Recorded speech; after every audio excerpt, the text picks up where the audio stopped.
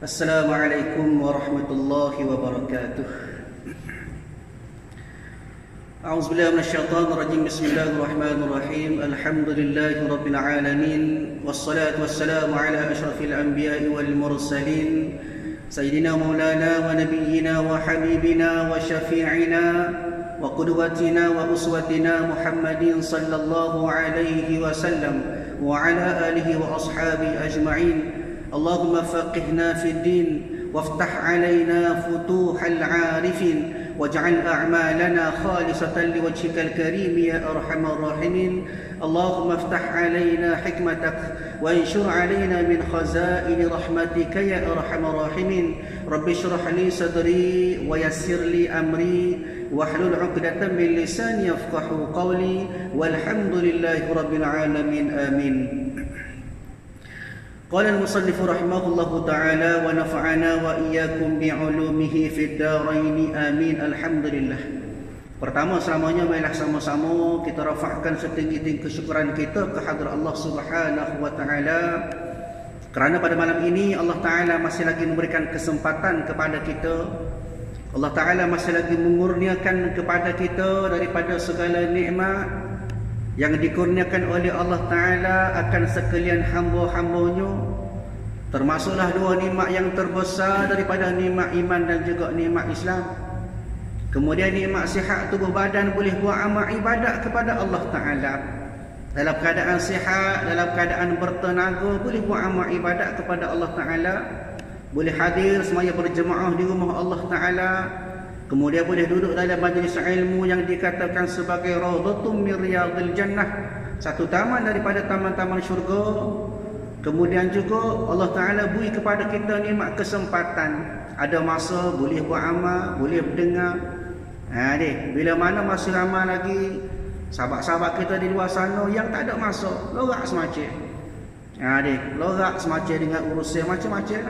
Tapi kita Allah Ta'ala pilih pada malam ini untuk kita berada dalam majlis ilmu. Kemudian kita Allah Ta'ala pilih untuk kita sentiasa berada dalam redha Allah Subhanahu wa Ta'ala, insya-Allah.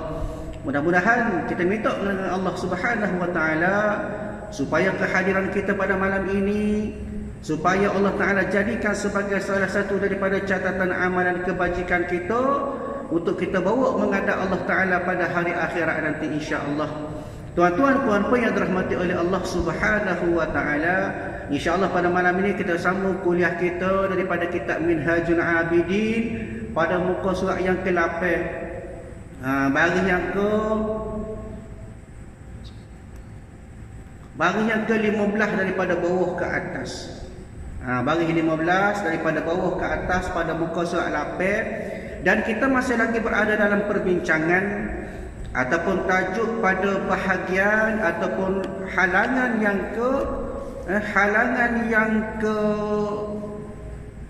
keempat. Halangan keempat ataupun rintangan yang keempat kita sebut sebagai aqabah yang keempat daripada rintangan-rintangan orang yang buat amal ibadat kepada Allah Ta'ala. Selain daripada 4 halangan yang utama, iaitulah daripada gangguan makhluk, gangguan dunia, gangguan syaitan dan juga gangguan nafsu, maka pengarang kitab ini Imam Al-Ghazali rahimahullahu ta'ala mari pula kepada kita benda-benda ataupun cabaran yang kita kena hadap bila mana kita berjalan menuju ke hadratillah ta'ala. Dan pada kuliah yang lepas kita sebut juga berkenaan dengan daripada halangan yang pertama daripada cabaran-cabaran perlu kita tempuh untuk kita nak menuju ke hadratillah, iaitulah daripada awarid, iaitu yang pertama daripada sifat kita, perangai kita, keadaan kita hak tak yakin pada rezeki. Tak yakin pada rezeki Allah Ta'ala. Itu cabaran kita. Dalam keadaan kita semangat ada buat amal ibadat kepada Allah Ta'ala, dalam keadaan kita sedang berusaha menuju kepada kehendak Allah Ta'ala, maka dalam pada itu kadang-kadang mari perasaan kita duk fikir setara mana rezeki Allah Ta'ala beri kepada kita, jadi tak yakinlah, jadi was-waslah. Itu antara cabaran dia. Kemudian yang kedua, juga Allah Ta'ala memberi cabaran kepada kita Daripada khawatir ataupun khawatir, mari litasi hati. Litasi hati lagu mana? Kadang-kadang kita nak tak mari, kadang-kadang kita kanduk tu tak bui. Kita duk minta berhajat kepada Allah Taala nak sekian-sekian, tapi Allah Taala tak bui pada kita. Hal ni pun kadang-kadang menjadi gangguan kepada amal ibadat kita. Maka pada malam ini kita sambung yang ketiga. Dan yang ketiga, ketiga ke apa? Maknanya daripada 4 awarid, daripada 4 perkara-perkara yang menghalang kita daripada khusyuk kita atas ibadat kepada Allah Ta'ala. Apa dia ketiga tu? Kesakitan dan bala. Acu kita semangat nak buat amal ibadat. Kita berada pada landasan yang betul dah. Taubat dah. Ilmu untuk buat amal ibadat pun ada dah. Tiba-tiba ada halangan, antaranya disebut sebagai kesakitan dan bala. Sakit benda wajib atas kita. Setara mana kita hebat, bahkan doktor sekalipun dia ada mari tanya-tanya dia sakit. Dia kadang-kadang bila mari sakit, maka ganggu selalu dah buat amal ibadat kita. Hak rajin jadi malas, jadi slow dah sikit tak check up. Sebab apa? Sebab sakit. Bahkan Allah Ta'ala sebut dalam Quran, Allah Ta'ala cerita kepada kita. Kata Allah Subhanahu Wa Ta'ala, firman Allah Ta'ala pada surah Al-An'am ayat 42, Allah Ta'ala sebut, وَلَقَدْ أَرْسَلْنَا إِلَى أُمَمٍ مِّنْ قَبْلِكَ فَأَخَذْنَاهُمْ بِالْبَأْسَاءِ وَالضَّرَّاءِ لَعَلَّهُمْ يَتَضَرَّعُونَ. Kata Allah. Allah Ta'ala sebut kepada kita, dan sesungguhnya kami telah mengutus para rasul kepada umat-umat sebelum kamu. Dan sebelum pada kita ni ada dah Allah Ta'ala wa mari dah kepada kita rasul-rasul. Kemudian kami siksa mereka dengan menimpakan kesengsaraan dan kemelaratan. Mana kata bukan setakat kita ya sakit ni. Bukan setakat kita ya Allah Ta'ala uji dengan sakit. Bahkan rasul-rasul terdahulu pun Tuhan uji dengan yang sama juga. Tuhan beri sakit, Tuhan beri demam, Tuhan beri penyakit yang berat, Tuhan beri penyakit kusta dan sebagainya. Sebab apa? Supaya mereka memohon kepada Allah Ta'ala dengan tunduk, iaitu merendahkan diri. Maknanya matlamat Tuhan beri sakit, nak suruh kita sedar, nak suruh kita faham Allah Ta'ala itulah tempat kita minta supaya diberi kesembuhan. Obat hanya sebagai wasilah. Jangan pula kita sakit, tak usah pakai obat. Nak minta dengan Tuhan biar segar. Minta juga kena ada ikhtiar kita. Kena ada ikhtiar kita. Asbab tu kena ada. Maknanya sakit itu bukan hanya sekadar kita, bahkan ulama-ulama umat rasul-rasul terdahulu juga diuji dengan sakit. Baik, maknanya inilah jangan merupakan salah satu daripada cabaran orang nak buat amal ibadat kepada Allah Ta'ala. Orang nak menghampirkan diri kepada Allah Ta'ala tu uji dengan sakit. Tapi kita kena faham, disebut oleh para ulama rahimahullahu ta'ala, bagaimana juga Rasulullah sallallahu alaihi wasallam sebut bahawasanya kita bila mana kita sakit, kita demam, jangan kita mengeluh. Jangan kita mengeluh, jangan kita berasa nak marah. Sebab apa? Sebab Rasulullah sallallahu alaihi wasallam juga sebut dalam satu hadis yang diriwayatkan oleh Imam Muslim rahimahullahu ta'ala, satu hadis yang bermaksud Nabi kata gana, maka janganlah kamu mencaci maki penyakit demam, kerana sesungguhnya dengan penyakit itu Allah Ta'ala hapusnya segala dosa-dosa anak Adam sebagaimana tungku api menghilangkan kotoran-kotoran besi. Kita kadang-kadang bila sakit geger kita dia demam sebentar, demam sikit lah geger sekampung kita demam. Dia tu tak balas dengan orang rumah hari-hari. Sebab apa? Kita sakit, jadi nak marah. Dia nak marah. Sebab apa? Sebab sakit, tak sihat. Maka Nabi kata jangan nak marah, jangan nak benci. Allah Ta'ala uji dengan sakit, sebabnya Allah Ta'ala nak menghapuskan dosa-dosa kita. Sebab itu bila mana kita diberi kesakitan oleh Allah Ta'ala, diuji dengan sakit, maka kita terima dengan keadaan kita rasa bahawa dosa kita banyak. Mujuk Allah Ta'ala beri apa? Dengan cara Allah Ta'ala beri demam tu. Allah Ta'ala tak balas dari esok pada hari akhirat tu. Atas dunia tu beri dah sikit-sikit. Supaya apa? Supaya mengurangi azab kita di akhirat esok. Sebab itu jangan kita duk marah, kita sakit, kita demam ke apa, kena terima, redha. Dalam masa yang sama kita kena ingat sakit itu telah menghapuskan dosa-dosa kita. Bahkan kata ulama rahimahullahu taala, banyak hikmah dia. Bila sakit ni banyak hikmah kelebihan dia. Lagu mana ulama sebut? Yang pertama, orang sakit ini boleh menyebabkan kita jauh daripada siksa api neraka. Hadis Nabi sebut bahawasanya sakit demam itu menjauhkan setiap orang mukmin daripada api neraka. Dia kau uji sakit kau jauh daripada api neraka. Kita duk mengeluh bakpo begini, bakpo begini. Ni. Maka kena sabar banyak. Diuji dengan sakit, maka Allah Taala nak kafarah dosa kita. Dia kemudian juga ulama sebut kepada kita, sakit-sakit juga menjadi sumber kebaikan bila mana kita bersabar. Kita sabar, maka Allah Taala beri pahala. Boleh pahala sebab apa? Kita sabar atas ujian yang Allah Taala beri pada kita. Bahkan kata ulama juga, sakit ini boleh buat kita ingat kepada Allah Taala. Maknanya bila sakit baru ingat ke Allah Taala. Tidak tempat kita, tempat lain lah. Dia tempat kita ni bagus. Setiap masa ingat kepada Allah Ta'ala. Nah, ayatnya, bila mana sakit, barulah disebut Allah, Allah, Allah. Baru nak cari sebeh. Baru nak cari sejadah. Masa segar, tak ingat. Sebab itu, sebagai peringatan kepada kita, sakit ini sebenarnya boleh menyebabkan kita kembali ingat kepada Allah Ta'ala.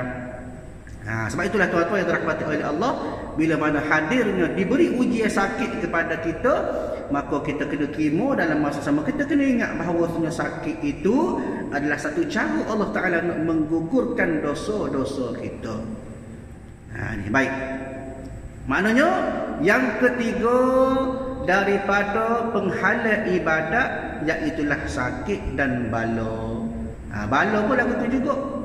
Bala, kita kena ingat, bala adalah satu musibah yang Allah Ta'ala bagi kepada kita.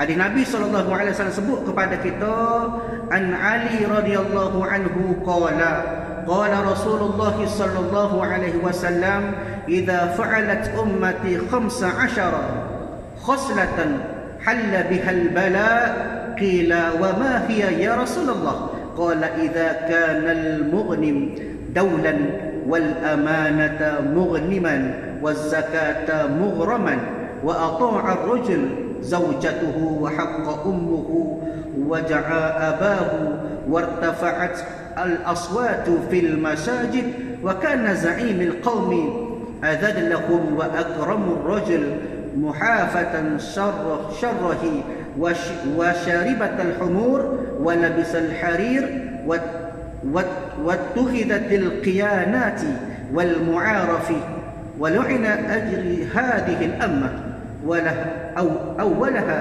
فليرتقبوا عند ذلك ريحا حمراء أو خسفا أو مسحا. Satu hadis daripada riwayat Imam Bukhari, Nabi sebut kepada kita, bila mana diundang ataupun bila mana sapalah musibah kepada umat kamu wahai Rasulullah, maka Nabi kata, sesungguhnya buat 5 benda ni, maka boleh buat hadirnya musibah kepada kita. Maknanya selagi mana berlaku 15 perkara ini, maka akan ada musibah kepada kita, kepada umat Nabi. Maka ditanya oleh sahabat, apa dia 15 benda tu Rasulullah?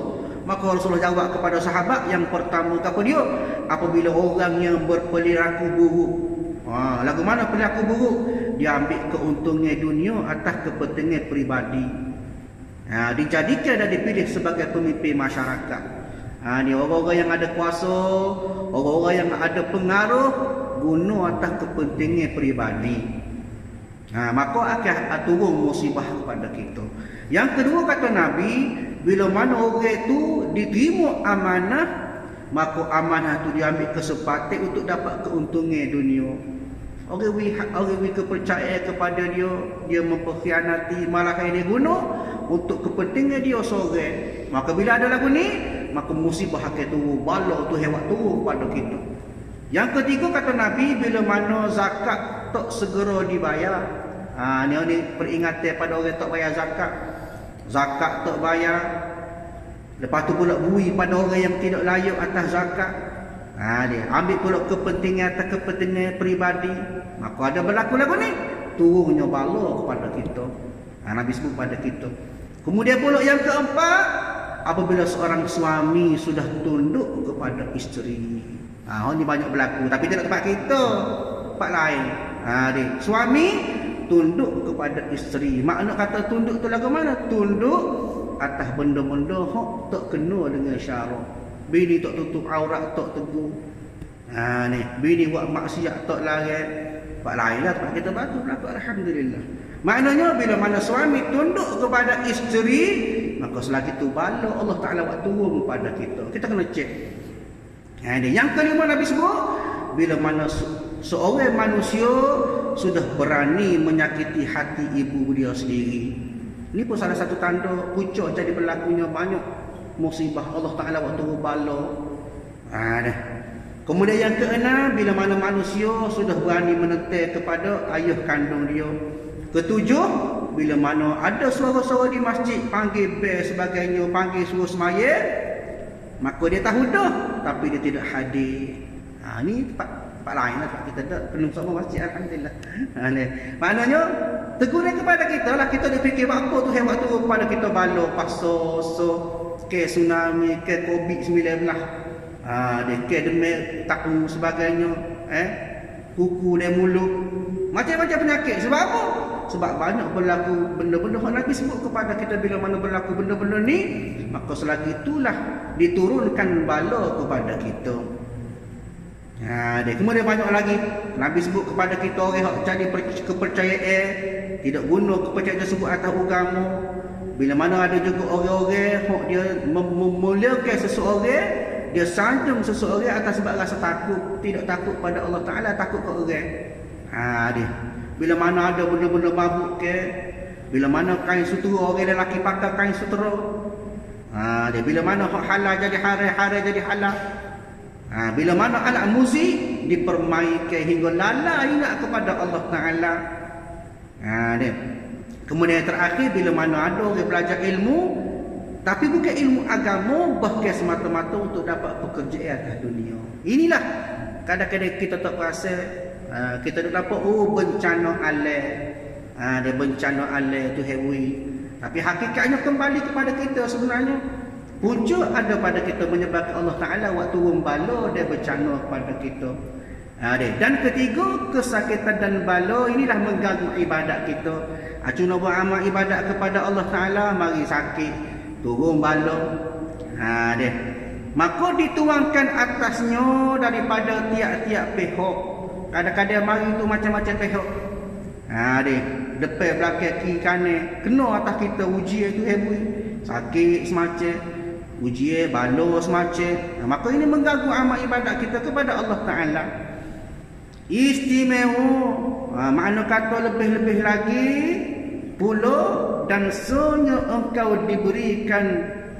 Mana satu ketika engkau dirikan, mana engkau gagahkan, engkau jadikan diri kamu itu bagi menyalahi. Satu ketika mu nak guna kuat kekuatan atas dirimu tu, mu nak lawan apa? Lawan segala keinginan makhluk.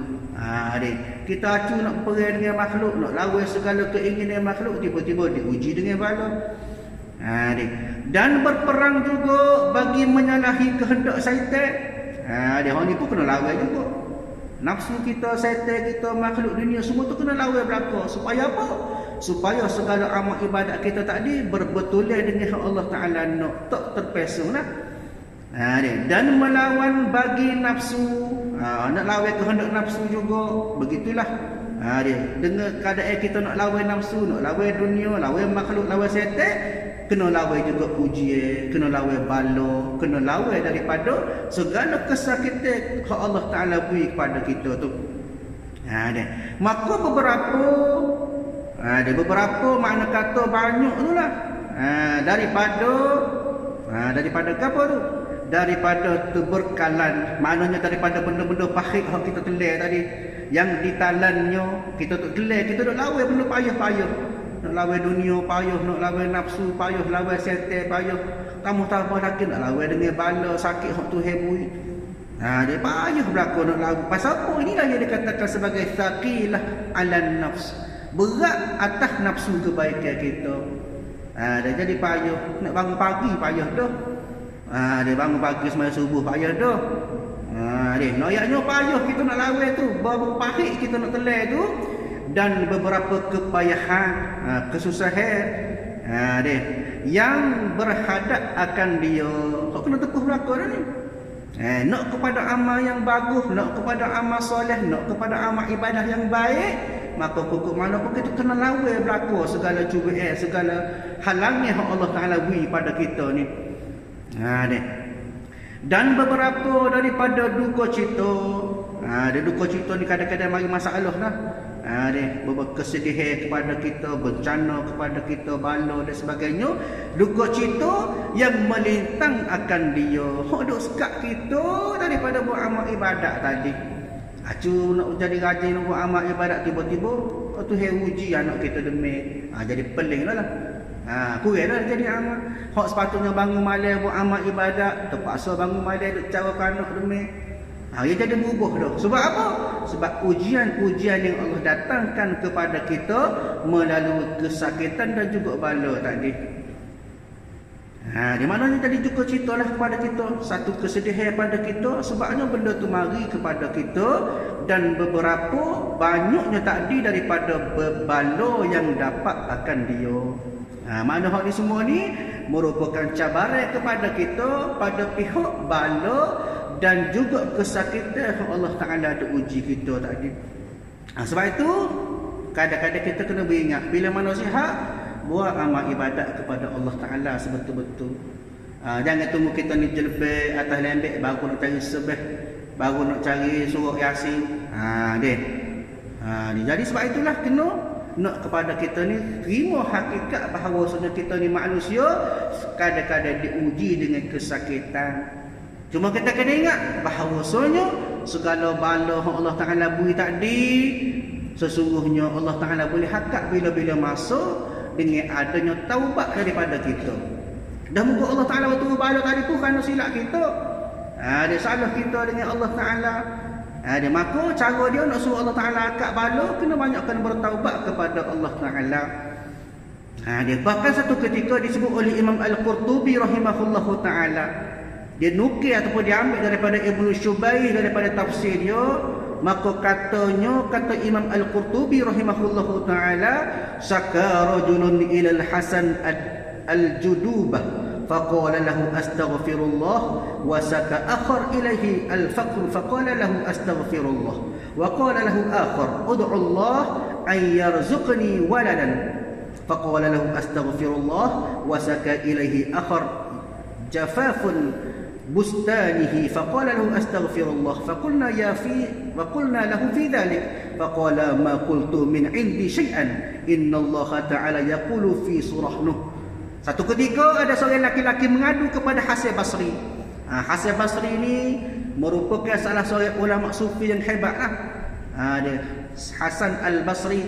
Ditanya kepada Hasan Basri, dia mengadu kepada Hasan Basri tentang kegersangan bumi jadi kering kotak, tak hujan, kemarau. Maka bila dalam keadaan kemarau, dijumpa oleh seorang lelaki akan Hasan Basri, lagu mana keadaan kita ni kemarau ni? Maka Hasan Basri kata, "Gano, istighfarlah kamu kepada Allah Ta'ala." Minta apa dengan Allah Ta'ala? Maka bila mana orang lain pula mari jumpa dengan Hasan Basri, royak pula tentang kemiskinan hidup, tak ada benda nak makan, hidup susah. Maka Hasan Basri kata, "Gano, istighfar kepada Allah Ta'ala."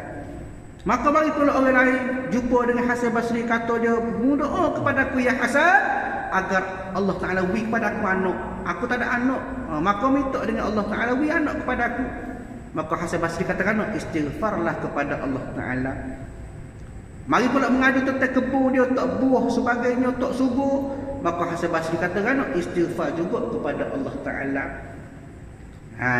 Bahkan kata Hasan Basri rahimahullah Ta'ala, maka sesungguhnya aku tidak kata benda tu atas diri aku sendiri, kata Hasan Basri, tapi berdasarkan kepada firman Allah Ta'ala, faqultu astaghfiru rabbakum innahu kana ghaffara yursilis samaa 'alaikum midrara wa yumdidkum bil amwal wa banin wa ja'ala lakum jannatin wa yaj'al lakum anhara. Satu peringatan kepada kita, gapo-gapo masalah kita dengan Allah Ta'ala, banyakkan istighfar. Kenapa? Kerana kadang-kadang taubat kita itu boleh meringankan segala ujian Allah Ta'ala kepada kita. Dia kenapa? Kerana taubat itu menggugurkan ataupun Allah Ta'ala ampun dosa kita, menyebabkan kita makin hampir dengan Allah Ta'ala. Bila kau kurang dosa, makin dekat kita dengan Allah Ta'ala. Bila makin dekat dengan Allah Ta'ala, maka Allah Ta'ala akan ringankan segala ujian kepada kita. Nak supaya kita banyakkan bertaubat kepada Allah Ta'ala, supaya Allah Ta'ala akak segala bala Allah Ta'ala buat turun kepada kita. Bila tak ada kurangnya bala, bila kurangnya kesakitan ujian Allah Ta'ala beri kepada kita, maka memberi ruang kepada kita untuk kita lebihkan masa untuk kita berjalan menuju ke hadratillah. Boleh buat amal molek, boleh beribadat comel. Kenapa dah kita sihat dah? Maka kita boleh menghadapi daripada cabaran ataupun awarid takdir, iaitulah daripada bala dan juga kesakitan. Baik, sambung semula dalam kitab. Dan yang keempat, kalau tak ada cerita bab bala, bab kesakitan, ujian daripada Allah Ta'ala. Dan yang keempat daripada empat awarid, maknanya awarid yang terakhir, dia apa dia? Bagi qada. Qada maknanya daripada qada Allah Ta'ala. Qada Allah Ta'ala ni ketentuan daripada Allah Ta'ala. Dia kadang-kadang kita tak percaya secara mana takdir Allah Ta'ala pada kita. Dia tak percaya atas Allah Ta'ala, putus asa dengan Allah Ta'ala. Sedangkan dalam rukun iman dah sebut, beriman kepada qada dan qada, itu rukun iman. Maknanya membawa kepada kesempurnaan kita, keimanan kita kepada Allah Ta'ala bila mana kita percaya kepada qada dan qadar. Qada itu apa dia? Qada itu kata ulama rahimahullahu ta'ala, qada itu adalah qada, iaitu ketentuan Allah Ta'ala kepada kita. Bahkan ulama sebut kepada kita, bila sebut takdir, dikatakan sebagai qada ada dua. Yang pertama, qada disebut sebagai qada mubham. Apa dia maksud dia? Qada mubham ini kata ulama, segala ketentuan Allah Ta'ala hak memang akan berlaku. Pokok mana pun akan berlaku, tak berubah. Lagu mana contohnya? Tak kira lah manusia tu nak ke, tak sih ke, suka ke, tak suka ke, dia kena berlaku. Apa dia? Terutamanya yang pertama disebut sebagai kematian. Mati merupakan dikatakan sebagai qada mubham, tak boleh nak ubah. Kita nak pelambat atau kita nak pelawat tak boleh. Allah Ta'ala sebut dah, idza jaa ajaluhum la yastakhiruna sa'ah wa la yastaqdimun, kata Allah. Bila mana sampai kepada kamu saat kematian kamu, tak boleh nak cepat walaupun satu saat, tak boleh nak pelambat walau satu saat. Ini qada mubham, tak boleh nak ubah. Dia. Begitu juga kata ulama rahimahullahu ta'ala, dia dikatakan sebagai kita duduk mana sekalipun, sapa kepada kita. Bahkan suka tak suka, kita kena terima. Allah Ta'ala sebut, kullu nafsin dha'iqatul maut wa nabluukum bisyarri wal khair fitnah wa ilaina turja'un, kata Allah. Tiap-tiap orang yang bernyawa pasti akan merasai mati. Nak kata si tak kira, kena berlaku. Bahkan Allah Ta'ala sebut, kami akan uji kamu dengan keburukan dan kebaikan sebagai satu cubaan, dan hanya kepada kamilah kamu akan kembali. Di hak ni disebut sebagai qada mubham, tak boleh nak ubah dah. Takdir Allah Ta'ala hak ni tak boleh nak ubah. Adapun yang kedua dikatakan sebagai qada muallaq. Apa dia qada muallaq? Qada muallaq ini ialah takdir hak boleh berubah. Dia bergantung, dia juga ada syarat. Dia bergantung, dia juga ada syarat. Contohnya kita kata rezeki kita. Rezeki Tuhan tulis dah setara kita ni. Rezeki banyak mana, cuma mana, tapi bergantung pada usaha kita. Ni kadang-kadang kita nak rezeki cokor, atas tikas jadah, hijau tak ada, gapo dok. Maka dikatakan sebagai qada muallaq, maknanya dia takdir yang bergantung, dia boleh berubah. Boleh jadi berlaku, boleh jadi tak berlaku. Dia walaupun Allah Ta'ala tetap dah. Sebab itulah Allah Ta'ala sebut dalam surah Ar-Ra'd, kata Allah Ta'ala, innallaha la yughayyiru ma biqaumin hatta yughayyiru ma bi anfusihim, kata Allah. Maka sesungguhnya Allah Ta'ala tidak merubah keadaan sesuatu kaum hinggalah mereka merubah sendiri keadaan yang ada pada diri mereka. Nak rezeki banyak, nak buah rezeki kena hijau. Kena ada usaha, kena ada ikhtiar. Jangan duk cokoh saja. Walaupun rezeki Allah Ta'ala tentu dah, tapi nak kepada ikhtiar usaha kita. Maknanya apa yang penting, maknanya kita kena faham qada-qada ni, ketentuan ini, iaitulah ada dua, ada hak berubah, ada hak tak berubah. Ni mentah takdir tak apalah, suruh Tuhan tak boleh. Sebabnya ada hak berubah, ada hak tak berubah, kena ikhtiar juga. Baik. Maknanya yang keempat daripada cabaran ataupun awarid yang kena hadap oleh orang yang nak berjalan menuju ke hadratillah, iaitulah qada daripada qada Allah Taala. Kena terima, kena yakin dengan qadar ketentuan Allah Taala, dengan manis dan pahit yang datang atasnya, tak kira lah pahit ko manis ko, bila Allah Taala tentu, maka terima dengan hati yang terbuka. Jangan duk lawan. Kadang-kadang kita ni tak yakin, kadang-kadang kita nak ketika bapa Allah Taala buat gini kita, dia tak boleh. Sebab apa? Sebab ketentuan. Baik.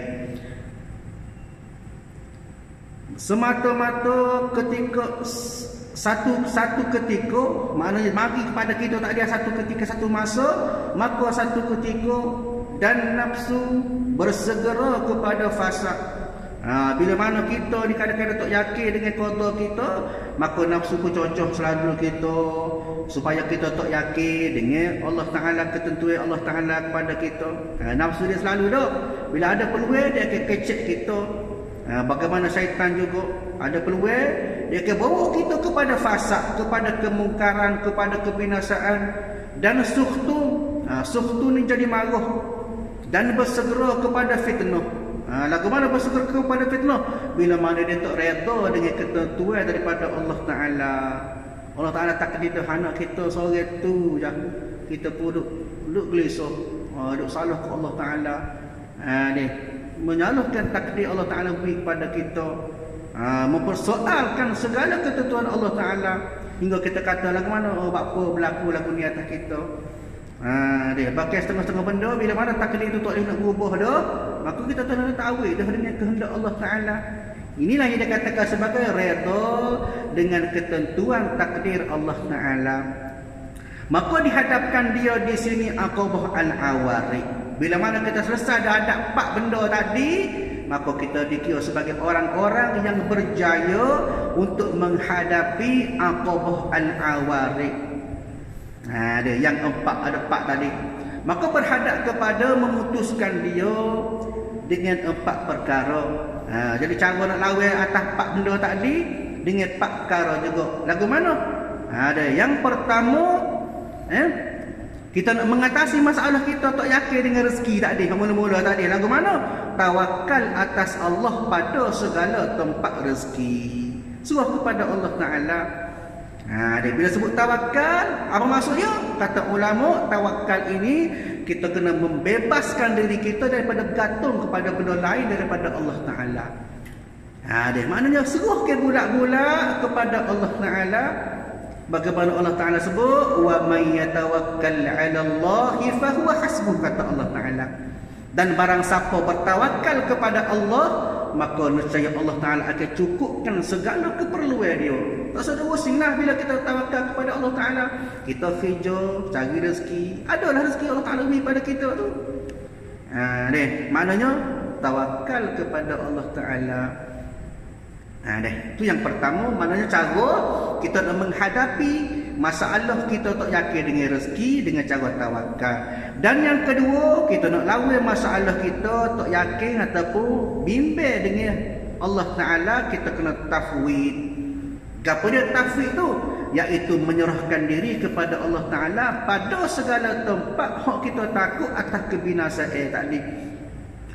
Dia maknanya hindar menghendakkan dia kepada Allah Ta'ala. Makna kata serah kepada Allah Ta'ala lah. Dia takut daripada kebinasaan. Maknanya Allah Ta'ala lah sebagai sebaik-baik pelindung kita. Ada masalah, serah kepada Allah Ta'ala.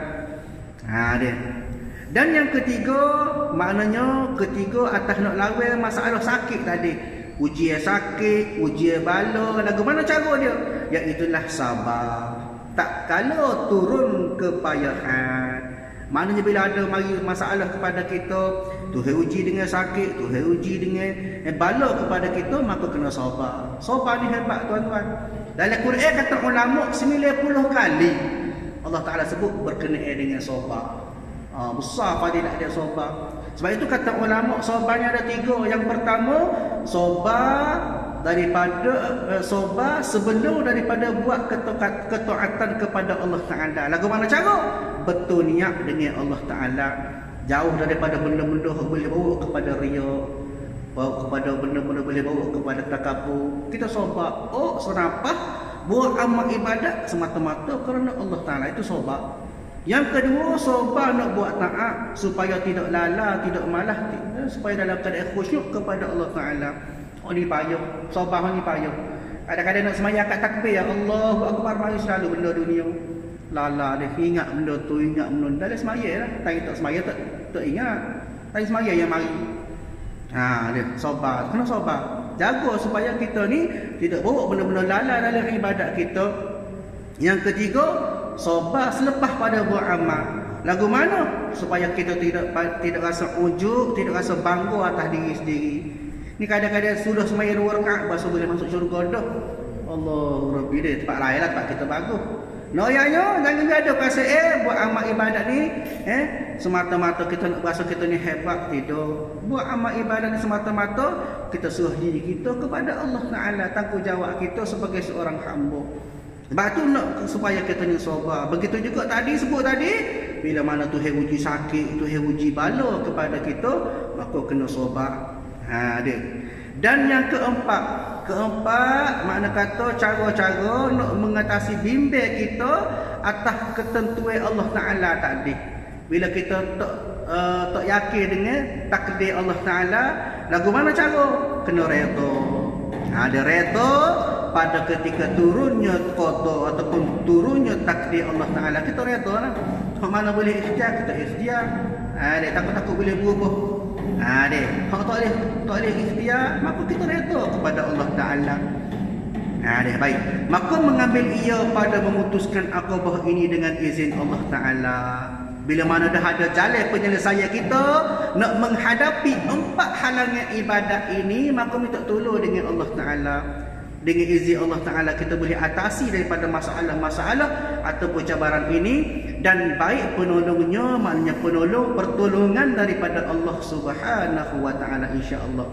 Jadi untuk malam ini pengarah kita sebut kepada kita apakah masalah dan apakah jalan penyelesaian kita untuk kita menyelesaikan masalah-masalah yang hadir kepada kita bila mana kita nak buat amal ibadat, nak menuju ke hadratillah Ta'ala. Jadi tuan-tuan puan yang dirahmati oleh Allah Subhanahu wa Ta'ala, masa itulah kuliah kita pada malam ini. Maka tatkala selesailah daripada memutuskan dia dan kembali ia kepada qasanya ibadat, maka ditilikkan, maka tiba-tiba nafsu itu lemah lagi, penyakit tiada berakhir. Pada ini kita akan bincang pula bab lagu mana kita nak rasa amal kita ni berasa sedap, berasa koralik, sedap buat amal ibadat, manis kita buat amal ibadat kepada Allah Ta'ala, iaitulah dengan menggunakan ataupun dengan diajar kepada kita aqabah al-bawa'is, benda-benda yang boleh beri semangat kepada kita buat amal ibadat kepada Allah Ta'ala, insya-Allah. Jadi sekian kuliah kita pada malam ini. Auzubillahi minasyaitonirrahmanirrahim. Alhamdulillahirabbil alamin wassalamu ala asyrafil anbiya'i wal mursalin wa ala alihi wa ashabihi ajma'in. Allahumma inna nas'aluka ridhaka wal jannah wa na'udzubika min sakhatika wan nar. Allahumma innaka 'afuwun karimun tuhibbul 'afwa fa'fu 'anna wa 'an walidina wa 'an jami'il muslimina wal muslimati wal mu'minina wal mu'minat bi rahmatika ya arhamar rahimin. Rabbana atina fid dunya hasanah wa fil akhirati hasanah wa qina 'adzaban nar. Wa sallallahu ala sayyidina Muhammad wa ala alihi wa ashabihi ajma'in walhamdulillahi rabbil alamin. Assalamualaikum warahmatullahi wabarakatuh.